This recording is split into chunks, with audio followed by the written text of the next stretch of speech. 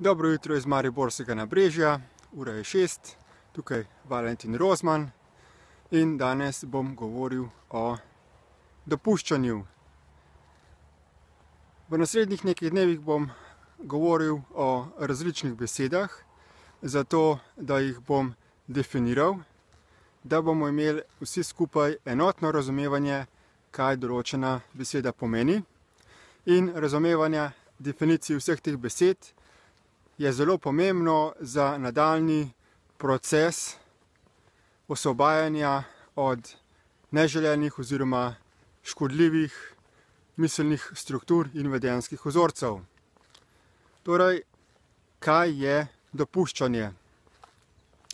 Dopuščanje se zopet nanaša na odgovornost, na našo odgovornost na tem svetu. In kaj vse lahko dopuščamo? Dopuščamo lahko neko stanje, tako kot je. Torej, nismo odgovorni samo za naša dejanja, ampak tudi za naša nedejanja.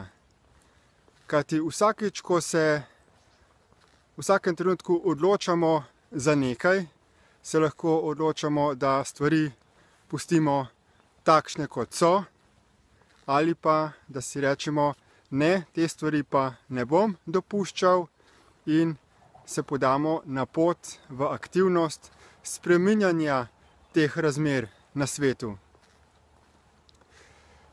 In to je zelo pomembno iz konteksta raznih širših, globalnih, družbenih sprememb, ko recimo pride do zaostrovanja, poslabšanja življenjskih pogojev, ko se kakšni davki dvigujejo, ko se neke stvari v državi zgodijo, ki so družbeno zelo neugodne, in potem gremo takoj v šok, to je pa nekdo zakuhal pred kratkim, dajmo te stvari hitro zaustaviti, gremo v akcijo, gremo na ceste, gremo se pobuniti in dajmo stvari hitro zaustaviti.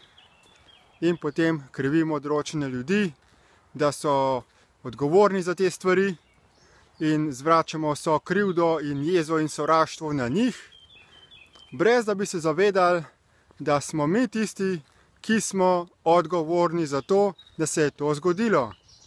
Odgovorni smo bili v tem smislu, ker smo dolgo časa stvari dopuščali, ignorirali, se nismo brigali za to in smo prepuščali, da drugi ljudje urejajo te stvari, da so drugi ljudje odgovorni za to.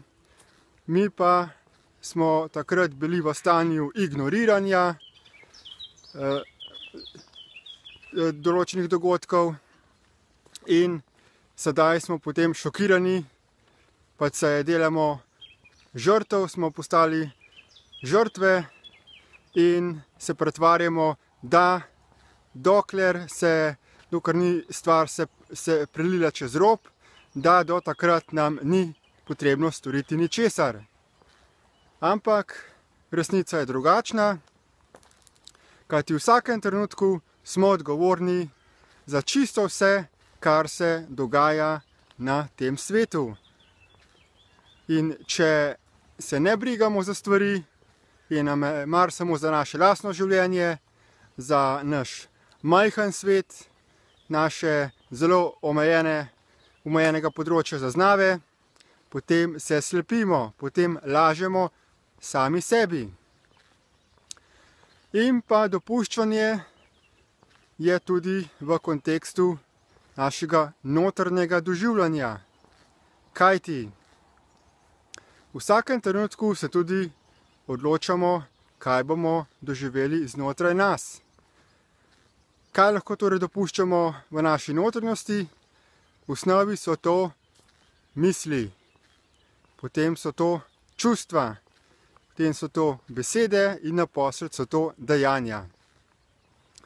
Torej, odgovorni smo za našo sleherno misel oziroma za misel, ki se proizvede v umu, ki jo potem mi opazimo, kateri mi dopustimo, da nam vzame pozornost in jo začnemo slediti in ji damo pozornost in ji s tem damo energijo in jo naredimo resnično. Potem to besedo vzamemo, to misel vzamemo za svojo, začnemo mi razmišljati in potem mi začnemo delovati v skladu s to mislijo, kot da je to naša misel. In si rečemo, aha, to je pa moja misel, ampak v resnici ni. Misel se avtomatično proizvede iz uma in če mi dopustimo, da ta misel postane del nas, da jo zavzamemo kot za svojo, potem zopet delujemo iz točke neodgovornosti. Zato je ključno, da se najprej zavedamo tudi v osnovi. Prva stvar je, da smo odgovorni za to, da vzamemo misel za svojo, da se ne zavedamo, od kod je misel prišla, kaj hoče in kakšne so posledice sledenja te misli. Tole ne bo enkrat za vse, za danes in se vidimo spet jutri. Čau, čau.